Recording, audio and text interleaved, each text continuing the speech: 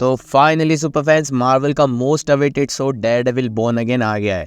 और इस शो का जितना हमने वेट किया है उतनी अमेजिंग इस शो की स्टार्टिंग भी हुई है, क्योंकि यहाँ हमें सिर्फ पहले 2 ही एपिसोड में वो दिखने मिल गया जो एमसीयू में हमें अब तक मिसिंग लगता था। क्योंकि यहाँ हमें एक अरसे के बाद डेयरडेविल की एक अच्छी एंट्री देखने मिली है जो कि हूबहू हमें स्पाइडरमैन की एंट्री की याद दिलाती है। विल्सन फिस्क अपने विलन आर्क में वापस आते दिख रहा है और शो अपने पुराने नेटफ्लिक्स शो से ज्यादा वाइल्ड और ब्रूटल जा रहा है। क्योंकि जहां हमारा अभी तक डेयरडेविल किसी को जान से मारे बिना सजा देने की बात करता था, वहीं अब डेयरडेविल बदमाशों की जान लेने की कोशिश कर रहा है। तो शो की स्टार्टिंग होती है जहाँ कैरन, फॉगी और मर्डॉक अपने लो फॉर्म को बंद करके अपने पुराने अड्डे यानी कि जूलियस के बार पर जा रहे होते हैं, जहाँ पर फॉगी क्रिस्टिन मकडफी जो की और एक लॉयर है उस पर लाइन मारने की ट्राई कर रहा था और कैरन और मर्डॉक उसकी मजाक उड़ाकर अपना रोमांटिक टाइम स्पेंड कर रहे थे। और उसी बार में हमें टीवी पर व्हाइट टाइगर नाम के न्यू विजिलेंटी की एक न्यूज दिखाई देती है।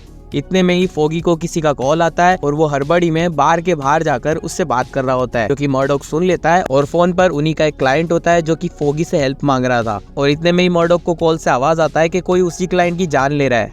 तो मर्डॉक तुरंत उसे बचाने निकल जाता है, जो कि हमें इंडिकेट करता है कि मैट मर्डॉक बस वेट में या फिर अपना डेयरडेविल फॉर्म लेने के लिए इतना ज्यादा फैसिनेटिंग रहता है कि वो उसके आगे पीछे कुछ देख ही नहीं पाता। जिसके बाद हमें एक शानदार डेयरडेविल की एंट्री देखने मिलती है जो कि टोटली हमें स्पाइडरमैन की वाइब दे रहा था। लेकिन इतने में ही हमें पता लगता है कि ये एक ट्रैप था। तब मर्डॉक वापस फॉगी की तरफ पहुंचने लगता है, लेकिन पहुंचने में वो लेट हो जाता है और फॉगी को एक शार्प शूटर शूट कर देता है। और ये शूटर और कोई नहीं बल्कि होता है बुलजाई, जो कि लेना आया था अपना पुराना बदला, जो कि कैरन के करीब आकर के उसे भी शूट करने की ट्राई करता है। लेकिन उसके पहले डेयरडेविल वहां आ जाता है और एक शानदार 1 टेक 5 मिनट का लंबा एक्शन सीक्वेंस हमें देखने मिलता है, जो कि बहुत ही ज्यादा ब्रूटल था, जिसमें कई सारी फाइट्स थी जैसे कि बार फाइट, स्टेयर्स फाइट और आखिर में टेरेस फाइट। और ये पूरी फाइट 1 टेक में शूट की गई थी। लेकिन टेरेस पे पहुंचते ही डेयरडेविल के शार्प सेंसेस ये बता देते हैं कि फॉगी की अब धड़कन बंद हो चुकी है और उसका बचपन का दोस्त फॉगी अब नहीं रहा। जिसके बाद गुस्से में आकर डेयरडेविल बुलजाई को बहुत ही बुरे तरीके से पीटने लगता है और आउट ऑफ कंट्रोल होकर वो उसे टेरेस से नीचे फेंक देता है। और 2 मिनट के लिए लगता है कि बुलजाई अब तो मारा ही गया, लेकिन नहीं, वो अभी भी जिंदा है। और तभी मैट मर्डॉक अपने मास्क को उतारकर रोते हुए नीचे फेंक देता है, जहाँ पर एक आज ही रिटायर्ड हुआ डिटेक्टिव चेरी पहुंच जाता है और उसे ये पता लग जाता है कि डेयरडेविल और कोई नहीं बल्कि मैट मर्डॉक ही है। जिसके बाद शो में 1 साल का टाइम जंप आता है और हमें देखने मिलता है किंगपिन अपने पुराने ब्रेकफास्ट के साथ। और साथ ही साथ हमें ये भी पता लगता है कि अब विल्सन का सारा बिजनेस अब वेनेसा संभाल रही है। लेकिन वेनेसा और विल्सन के बीच कुछ ठीक चल नहीं रहा।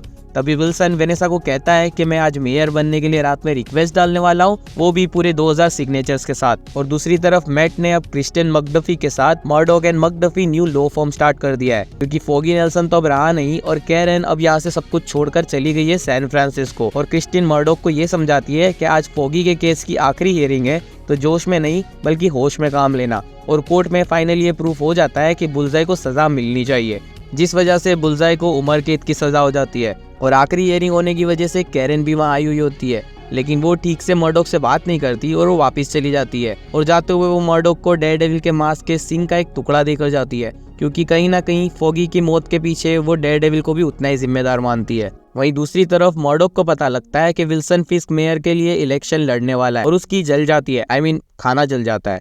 वहीं विल्सन की काइंड ऑफ पीआर टीम उसे ये इन्फॉर्म करती है कि वो अब एक सोशल मीडिया स्टार बन गया है और वो हर जगह बस ट्रेंड ही करता जा रहा है। वहीं क्रिस्टियन मर्डॉक को अपने नए क्लाइंट से मिलने भेजती है, जिसका नाम होता है हेदर ग्लेन, जो कि एक फिजियोथेरेपिस्ट है। जिससे मिलने के बाद पता लगता है कि ये क्रिस्टियन का प्लान था दोनों को मिलाने का, क्योंकि उसने मर्डॉक को कहा था कि ग्लेन एक क्लाइंट है और ग्लेन को कहा था कि मर्डॉक को थेरेपी की जरूरत है। जिसके बाद दोनों के बीच में थोड़ी क्लोजनेस हमें देखने मिलती है। और उसके बाद हमें ये भी पता लगता है कि मर्डॉक ने उसी रिटायर्ड ऑफिसर को अपना डिटेक्टिव बना लिया है, जिसने टेरेस पर डेयरडेविल को मास्क उतारते हुए देख लिया था। और तब उस डिटेक्टिव से मर्डॉक को पता लगता है कि विल्सन इस बार पूरी तैयारी से आया है, उसके अकाउंट्स और पैसे भी सारे के सारे नीट एंड क्लीन है और विल्सन की वाइफ वेनेसा इन्वेस्टमेंट से बहुत पैसा कमा रही है। जिस वजह से इस बार वो डिटेक्टिव मर्डॉक से कहता है कि हम कुछ नहीं कर सकते और मर्डॉक भी उस डिटेक्टिव चेरी को कहता है कि उसके बारे में अब पता करना छोड़ दो, अगर वो मेयर बनता है तो वो न्यूयॉर्क की किस्मत है। वहीं दूसरी तरफ विल्सन टीवी न्यूज पर आकर के अपना एजेंडा बताता है कि उसका मेन मोटिव है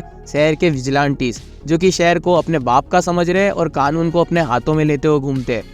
और वो उन सबको साफ करके रख देगा। कुछ टाइम पहले ही डेयरडेविल और बुलजाई का जो इंसिडेंट हुआ था वो उस चीज को भी इंडिकेट करता है, और जहाँ वो स्पाइडरमैन का नाम तो नहीं लेता लेकिन वो मकड़ी का मास्क पहनने वाला जोकर उसे कहता है। और इन्हीं सारे विजिलेंटिस की बात करते हुए वो जनता के आगे अपना एजेंडा रखता है। जिसके बाद मर्डोक सीधा विल्सन के पास पहुंचता है उससे मिलने, और फिर दोनों कैफे में बैठ कर के बातें करते हैं, जिसमें मर्डोक विल्सन को धमकाते हुए कहता है कि अगर कुछ भी गड़बड़ की या कुछ भी उल्टा सीधा उसने अगर करा तो वो फिर डेयरडेविल बन के उसके रास्ते में बीच जरूर आएगा। वहीं दूसरी तरफ विल्सन उसे धमकाते हुए कहता है कि अगर अब कभी विजिलेंटी जोकर बनकर अपना कर्तव्य दिखाते हुए तुम कहीं भी दिखे और अगर मैं मेयर बना तो तुम्हें भी दिक्कत हो सकती है। जो कि एक बार ये सोच करके देखो कि कुछ ही टाइम पहले दोनों कैरेक्टर एक दूसरे को देखना नहीं पसंद करते थे, और दोनों ही कैरेक्टर सीजन 1 से एक दूसरे के खून के जान के प्यासे बने हुए, और वो आज बैठ करके नेगोशिएशन कर रहे हैं। अब ये कैरेक्टर रिडेम्पशन नहीं है तो क्या है।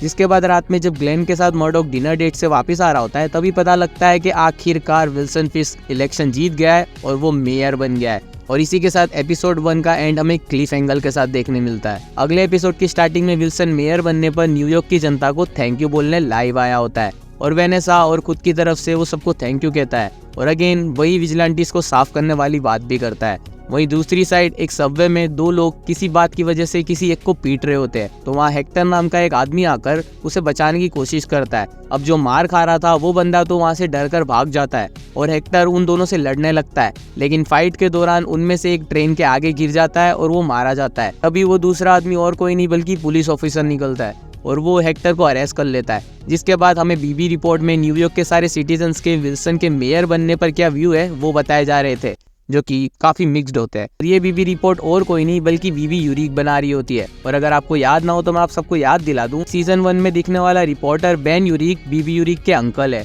जिसे खुद अपने हाथों से किंगपिन ने मारा था। जिसके बाद विल्सन को अपनी असिस्टेंट उसका शेड्यूल बता रही होती है, तभी उसे वो ये भी बताती है कि आप और आपकी वाइफ के बीच में जो तनाव है उसकी वजह से वो आपके साथ कहीं भी दिख नहीं रही है, और इस वजह से आपकी इमेज पर उसका बुरा प्रभाव पड़ रहा है, तो हो सके तो इसको ठीक किया जाए। जिस बात को विल्सन अपनी असिस्टेंट से नजरअंदाज करने को कहता है। दूसरी तरफ मर्डोक अपने क्लाइंट को पुलिस स्टेशन मिलने गया होता है। वहीं उस इन्वेस्टिगेशन रूम से किसी को पीटने की उसे आवाज आती है, जो कि और कोई नहीं बल्कि हेक्टर होता है, और मर्डोक उसे जाकर के बात करने लगता है और हेक्टर उसे अपनी सारी बात बताता है, और मर्डोक उसका केस लड़ने को रेडी हो जाता है, क्योंकि वो उसकी हार्ट बीट से समझ जाता है कि ये झूठ नहीं बोल रहा है। लेकिन साथ ही साथ मर्डोक को ये भी पता लगता है कि हेक्टर कुछ न कुछ तो छुपा रहा है। वहीं दूसरी तरफ विल्सन अपनी टीम के साथ जा रहा होता है और रास्ते में बहुत ज्यादा ट्रैफिक होती है। तभी वहाँ उसे पता लगता है कि आगे बड़ा सा गड्ढा है, तो मौके का फायदा उठा करके उसको जल्दी से बनाने को ऑर्डर देता है और जनता की नजर में वो हीरो बन जाता है। वहीं मर्डोक अपने ऑफिस जा करके चेरी और मकडफी को कन्विंस करता है कि हमें ये केस लड़ना चाहिए, क्योंकि हमें वो करना होगा जो कोई और नहीं कर सकता। जिसके बाद वो चेरी को उस सबवे वाले भागे हुए लड़के को ढूंढने को कहता है, और केस की पहली हियरिंग में मर्डोक की जज एक नहीं सुनता और एक पुलिस ऑफिसर के खून के इल्जाम में हेक्टर को जमानत ना हो सके ऐसी जेल की जजमेंट पास कर देता है। लेकिन मर्डोक का ध्यान उस दूसरे वाले पुलिस ऑफिसर पर होता है। दूसरी तरफ विल्सन से मिलने बीबी यूरिक आई होती है, जो कि उसे आकर के इनसाइडर न्यूज देती है। आपके मेयर बनने की वजह से कमिश्नर गैलन इस्तीफा देने वाले हैं, और साथ ही और भी सारे पुलिस ऑफिसर्स भी, और इस शहर में पहले से ही पुलिस की कमी है, तो अगर आप मेयर है और आपके अंडर में ऐसा कुछ होता है तो आपको इसका भारी नुकसान हो सकता है। उसके बाद विल्सन इस न्यूज देने की वजह से उसे थैंक यू कहता है, और बीबी यूरिन उसे उसके बाद तुरंत वेनेसा के बारे में पूछने लगती है, लेकिन वो उस चीज का आंसर नहीं करता और उसे उसकी ऑफिस से बाहर भेज देता है। जिसके बाद मैकडफी और चेरी हेक्टर के घर पहुंचते उसके बारे में जानकारी लेने, जहाँ उन्हें ये पता लगता है कि हेक्टर और उसकी वाइफ के बीच प्रॉब्लम चल रही है,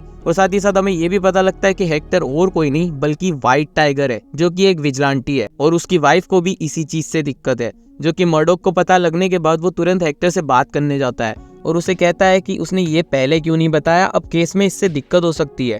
जिससे हेक्टर उसे सॉरी कहता है और उसे प्रॉमिस करता है कि वो आगे से कुछ भी नहीं छुपाएगा। दूसरे दिन कमिश्नर गैलन अपना इस्तीफा देने आया होता है, लेकिन तभी विल्सन उसे अपना फेवरेट सैंडविच का सिर्फ रैपर दिखाता है, और ठीक से देखने पर हमें पता लगता है कि रैपर के नीचे एक फोटो कॉपी भी रखी हुई होती है, जिसमें एक बच्चा होता है जो कि कमिश्नर गैलन का है, और वो उसे कहता है कि ये सैंडविच भले ही शहर के बाहर हो लेकिन नज़र में ज़रूर है, जो कि वो उस बच्चे को रेफर करते हुए कमिश्नर गैलन को धमकाता है। इससे कमिश्नर गैलन रिजाइन करने से पीछे हट जाता है। कमिश्नर गैलन जाते जाते कहता है कि ये चीज़ किसी के लिए भी अच्छी नहीं होगी।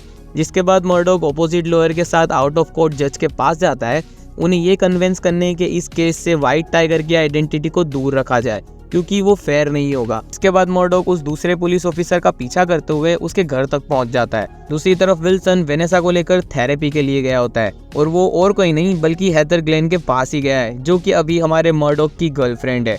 जिसके बाद मर्डॉक को उस पुलिस ऑफिसर की आवाज आती है और वो किसी से कॉल पर बात कर रहा होता है और उसे वो एड्रेस बता रहा होता है कि वो सबवे वाला लड़का मिल गया। जिसके बाद मर्डॉक पुलिस ऑफिसर से पहले वहां पहुंच जाता है और उस लड़के को वहां से भागने को कहता है। तभी वो पुलिस ऑफिसर भी वहां पहुंचता है, लेकिन उसे वो लड़का वहां नहीं मिलता है और वो लड़का ना मिलने पर वो मर्डॉक को पीटने लगता है। स्टार्टिंग में तो मर्डॉक थोड़ी सी मार खाता है, लेकिन जैसे ही दूसरा पुलिस ऑफिसर अपनी गन निकालता है तो उस गन को पकड़कर उसी पुलिस ऑफिसर का मर्डॉक हाथ तोड़ देता है, जहाँ हमें अगेन एक और खून खराबे वाली फाइट देखने मिलती है, जो कि पुराने नेटफ्लिक्स यूनिवर्स से मे बी बेटर था।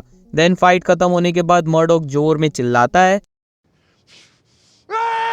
और एपिसोड यहाँ खत्म हो जाता है। अब अगर आगे के प्रेडिक्शन की बात करें तो विल्सन और मर्डॉक दोनों अब एक ही ट्रैक पर आ गए इनडायरेक्टली।